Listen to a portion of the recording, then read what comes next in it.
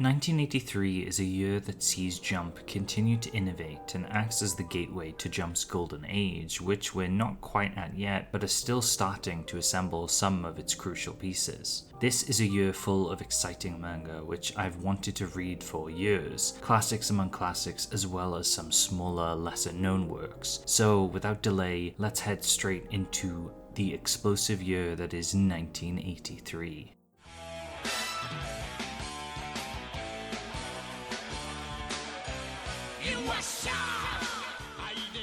Scandoll by Kenichi Kotani lasted 36 chapters and 4 volumes. It had a few covers early on in its run, but gradually fell in popularity. Its name is a portmanteau of scandal and doll, a scandalous doll, which likely fits its ecchi rom-com story.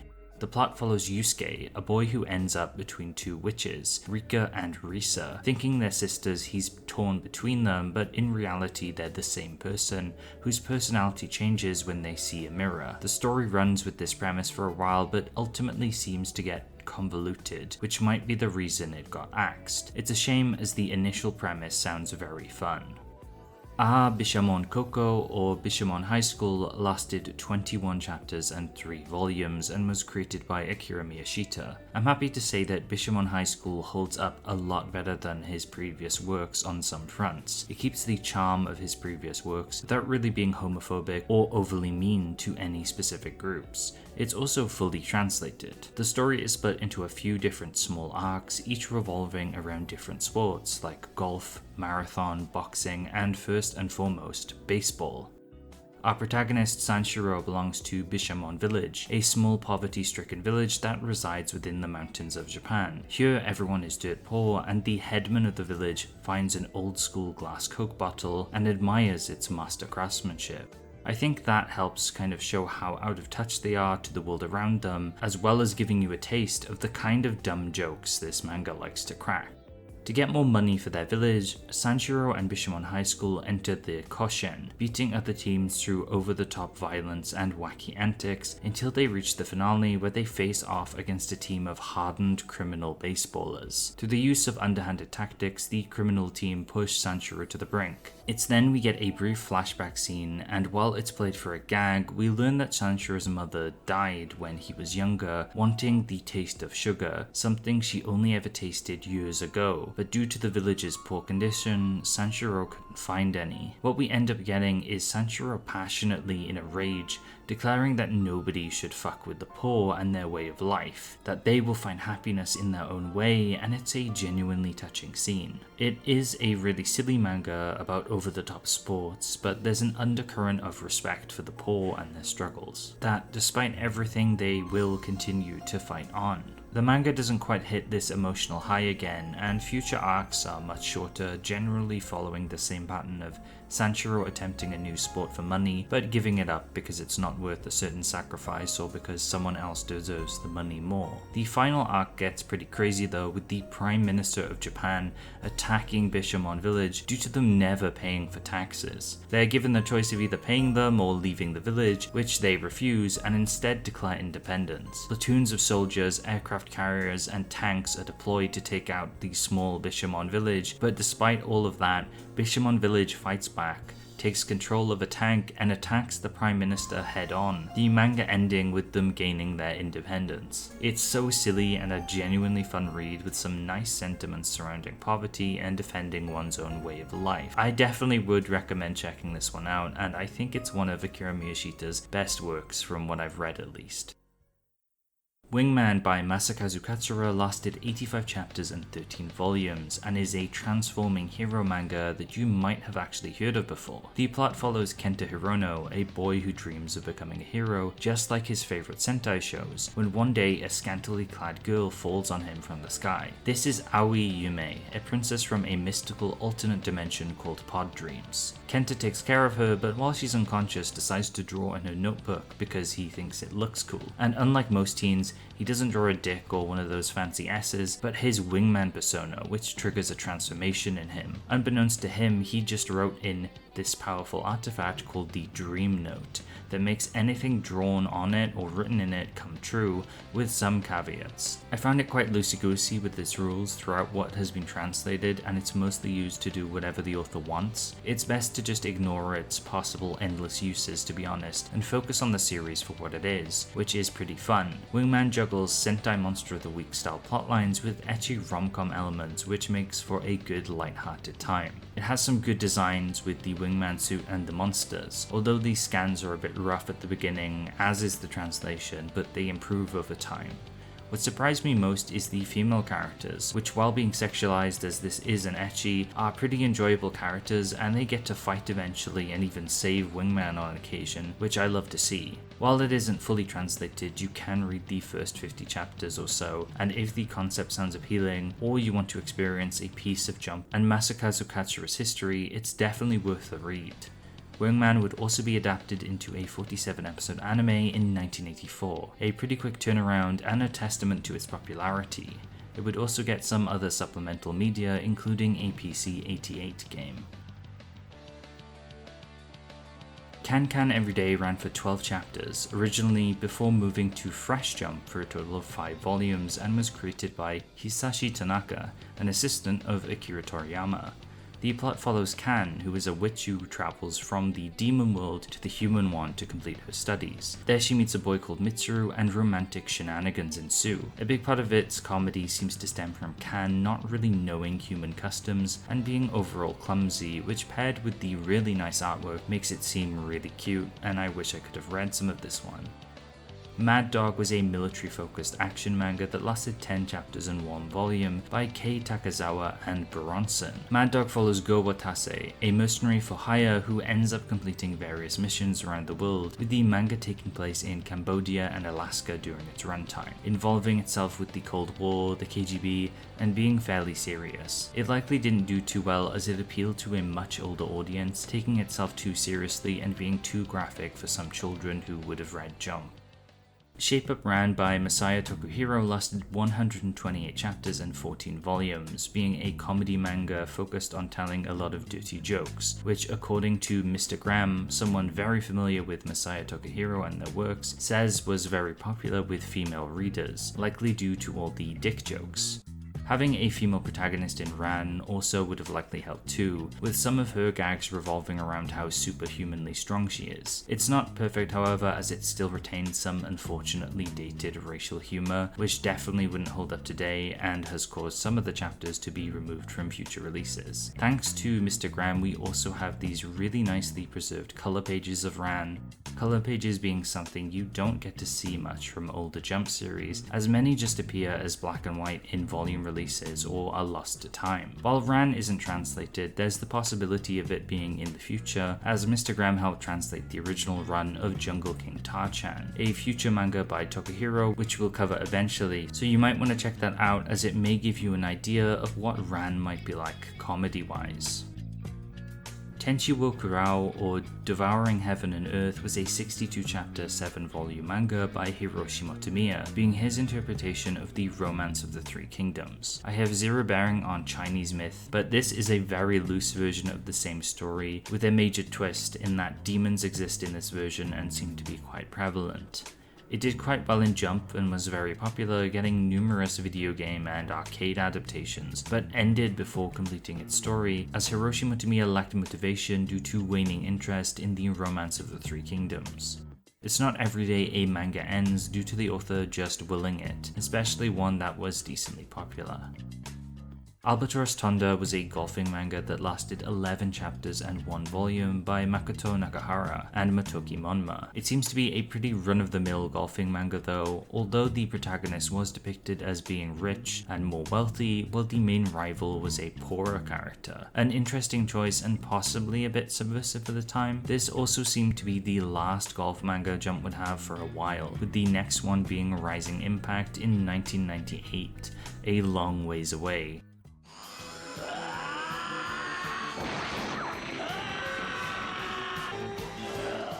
And here we are, 10 videos deep into this series, and we finally hit one of the biggest classics Jump's ever seen, Fist of the North Star, or Hokuto no Ken. Running for 245 chapters and 27 volumes and created by Tetsuo Hara and Bronson, Fist of the North Star isn't just a well-known manga in Jump circles, but also anime and manga in general, namely for "Omae wa mou shindeiru."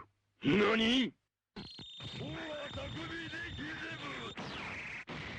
But in recent years, it's been getting an official hardcover re-release by Viz Media in the West, which is very nice if a bit expensive. So far, at the time of writing, 11 volumes have been released, with me having read the first 10, which consists of the first half of the series. It has had other releases in English throughout the years too, with a single issue format being released in 1989 by Viz, but only totaling 16 chapters, and the Fist of the North Star Master Edition by Gutsoon Entertainment that saw the release of 9 full-covered volumes covering the first 74 chapters from 2003 to 2004, which had exclusive art done by Tetsuo Hara for some covers. For once, I'm actually going to give a spoiler warning for this section, as it's a manga people likely want to read and is really great, and is obviously coming out again through these new Viz versions. I'll leave a timestamp down below if you'd like to skip this section.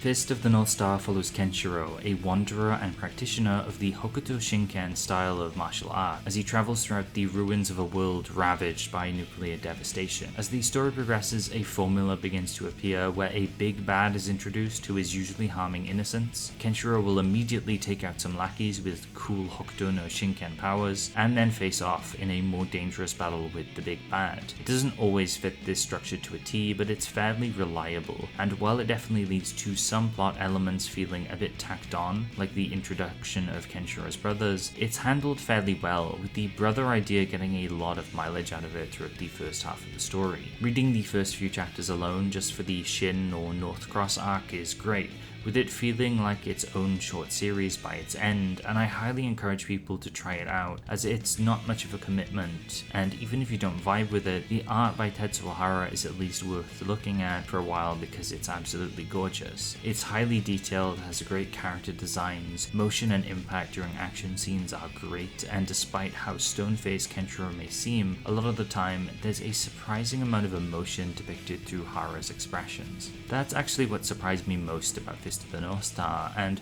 what I ultimately ended up enjoying most alongside its artwork, the way the manga expresses itself. It's a work often hailed for its masculinity and macho-ness, with it having a very big male fan base. It also helped inspire artists at the time to make similarly macho characters, namely Hirohiko Araki, which we'll touch on later in this video. He was quite inspired by Hara's art style and gradually changed his to incorporate more muscular forms. While there is some fairly misogynistic attitudes depicted in Fist of the North Star at times, mostly related to the possessiveness of its male characters over women, its depiction of what is considered manly is pretty admirable.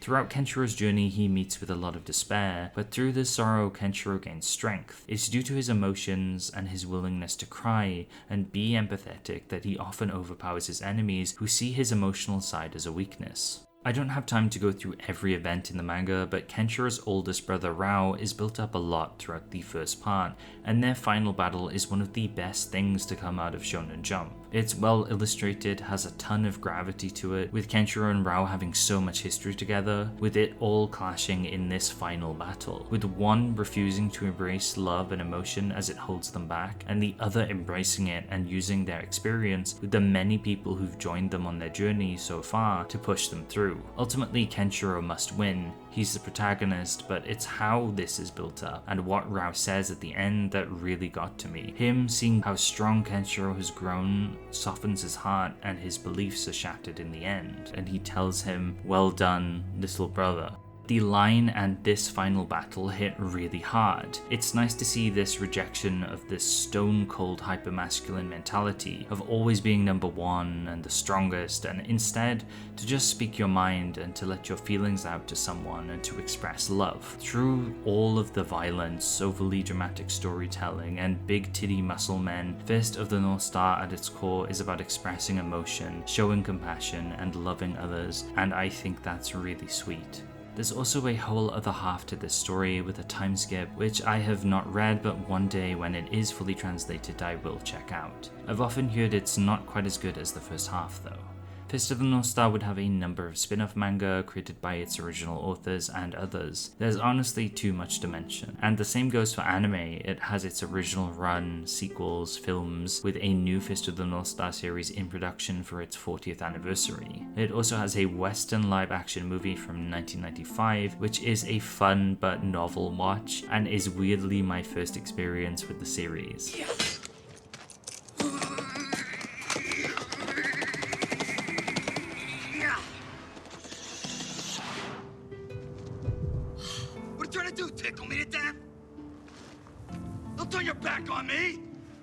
You're already dead.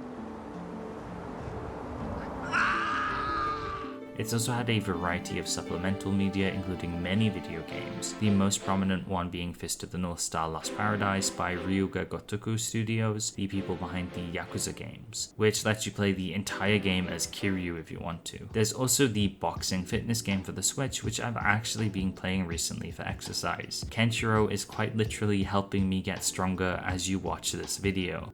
As well as inspiring Hirohiko Araki, Kentaro Miura would cite the manga as one of his many inspirations, and yeah, I can see some of Kenshiro in Guts for sure. The author of Vinland Saga, Makoto Yukimura, would also cite it as one of the manga that inspired him to make manga too, and this is just scratching the surface as it's such an influential work not only to Shonen Jump history or manga history but media in general. Next is a much shorter series at only 10 chapters and 1 volume by a little known author called Hirohiko Araki.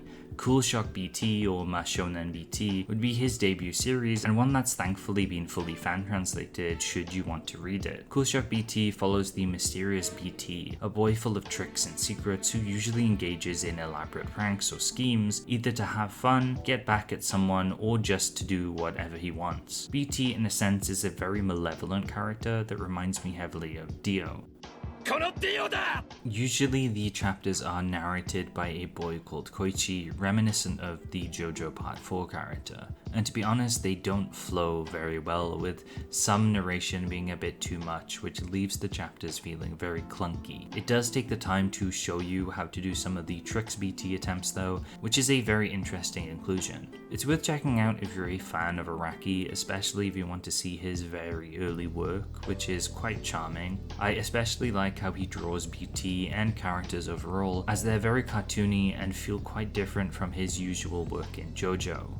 While BT wouldn't last long and you'd think it would fade into obscurity, it's actually recently gotten a sequel side story written by Nishio Isen and illustrated by Posuke Demizu, two modern Jump veterans. This is Cool Shock Old BT, originally a one-shot but has also had a second chapter made as of very recently, and also even more recent is a reboot of Cool Shock BT which began publication in Saikyo Jump. I'm not 100% sure if this is a series or just a one-shot, but it's very cool to see such an old manga receive so much love in modern times. Ashita Tempe by Hideaki Hataji and Juzo Yamasaki lasted 22 chapters and 2 volumes, and what may seem to be your average baseball series was actually more of a coming-of-age drama to begin with. It followed Tempe grappling with his love interest Sawai at the beginning, apparently not touching baseball until 12 chapters in, with Tempe having a complicated history with it. Already we're off to a weird start. Ashita Tempe seemed far too adult for Jump though, with it tackling topics like compensated dating, suicide, cheating, and sexual assault in its first volume or so. The depictions from what I could find aren't graphic in a visceral sense, but art-wise are very upsetting. Definitely not something I'd expect from Jump content-wise or art-wise either, as it conveys a lot of heaviness in this one page, for example. It just kind of floored me when I saw it, to be honest. The manga also features a cross-dressing character apparently as the manager of the baseball team, which I think is pretty cool, and the latter half of the manga focused on whipping the delinquent baseball team back into shape, which gives me some Rookies vibes. Sadly, it ends just as the baseball begins. It could have been a very mature and interesting work to be serialized in Weekly Shonen Jump, but at the same time it sounds way too heavy with its subject matter, so I'm not sure it was a good fit.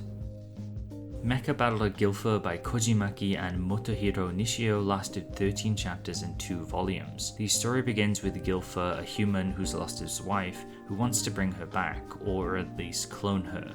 To uncover the truth behind cloning, he transfers his brain into a mech called the Zeus Box, and mech battles ensue. It's set in a sci-fi future where floating cities and advanced technology exist at the expense of Earth's environment. Japan has also sunken to the seafloor, leaving all Japanese people to be spread across the world, in a similar vein to Guilty Gear, I guess. The story also seems to deal with transhumanism and ideas concerning what is human and what is robot. As Gilfer's consciousness has been transferred to a robot body, it's asking the question, is he human? He also wants to clone his wife, and would the clone be human? Androids and cyborgs also exist in this world, and overall this sounds like a really fun mix of heavy sci-fi with robot battling, something which I wish lasted a bit longer and maybe became a hit. Bogy the Great would be Akira Miyashita's second work of 1983, lasting 29 chapters and 4 volumes. It is unfortunately untranslated, but likely features similar slapstick and over-the-top comedy from his past works. This time Miyashita would tackle a hard-boiled action detective gag series, with Bogy being an over-the-top policeman. Miyashita being influenced by his father, who worked as a detective for the Metropolitan Police for several years. He had this idea kicking around in his head for a long time, and it's a great fit for his style of comedy, taking the traits of a hard-boiled cop to its extremes, and based on some pages I've seen with him waving his gun around everywhere, I think he's succeeded. There's also a crotch gun.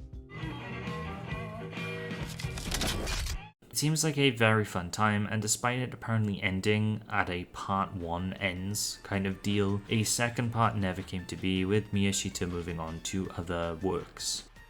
And to wrap things up, we have another Jump classic and a series I've been looking forward to reading for a long time, Ginga Nageriboshi Gin.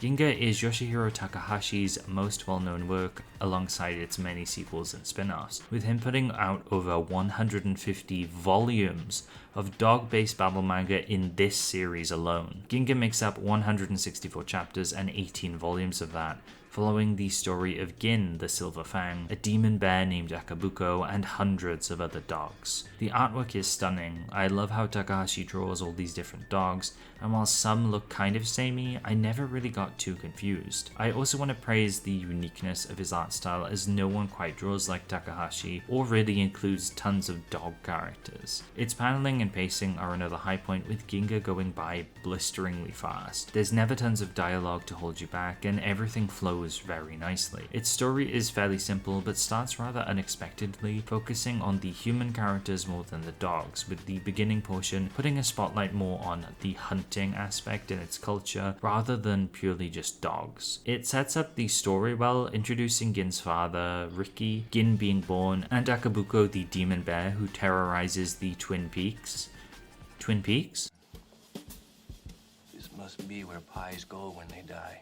But I struggle a bit during the beginning portion, as there's a lot of depictions of animal abuse. I did expect a lot of dogs fighting, biting, and possibly killing each other in a battle shonen context, but not the old hunter man beating a puppy to near death with a bottle. Even if it has some cultural merit with how hunters raise their bear dogs, I can't see what happens to Gin at the beginning anything but animal abuse and torture. It's unnecessary and just not fun to read. Thankfully, after a volume or so, the story moves on to pretty much focus on dogs exclusively and gets much better. The dogs all group up together to fight Akabuko, with the majority of the manga being the smaller arcs, where the main group of dogs go around recruiting new soldiers for their army to fight Akabuko. In this way, Ginga is basically a war story, but with dogs instead of humans, sprinkled in with battle shonen fights. It kind of reminds me of Elusive Samurai, actually, in a weird way. I think you'd understand if you've read both series.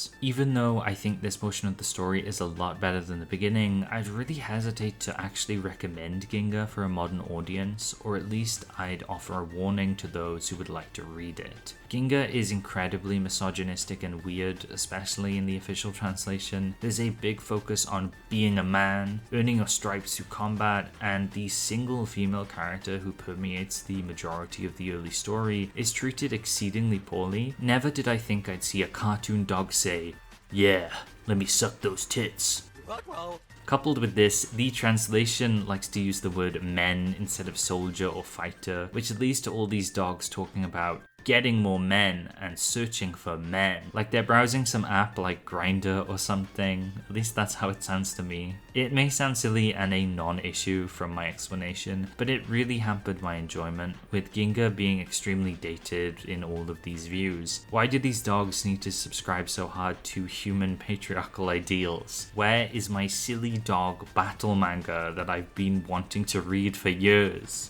The answer might lie in its final arc, where things get really wacky with a lot more supernatural goings on, where wolves get involved and way more special shonen fighting techniques can be seen. Sadly, this arc wouldn't get adapted in the 1986 anime adaptation of Ginga, with it ending with the Akabuko arc. While I have laid out quite a few gripes on Ginga, I still think it's worth checking out for historical purposes. Just keep in mind it's quite dated and has a very rough beginning. If those elements didn't exist, it would be a pretty simple but fun battle manga, and I can see why it's remembered fondly as one of Jump's classics.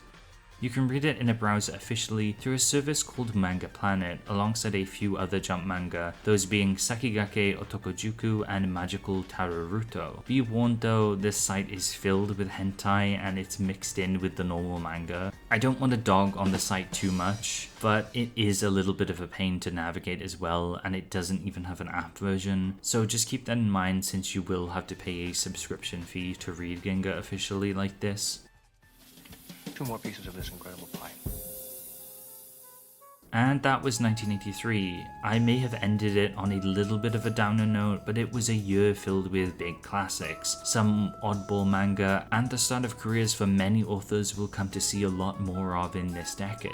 This has actually been one of the most exciting entries to talk about so far, and I'm even more excited about next time, as we'll get to talk about one of the most influential manga to ever exist, and one that helped define the future of Shonen Jump. We'll save that for next time though. In the meantime, if you haven't already, make sure you're subscribed for future History of Jump videos, and check out the rest of the history videos if you haven't already, as well as all the other videos on my channel where I usually talk about Shonen Jump manga. You might find something interesting there. As always, thank you for watching, remember to be kind, and take care.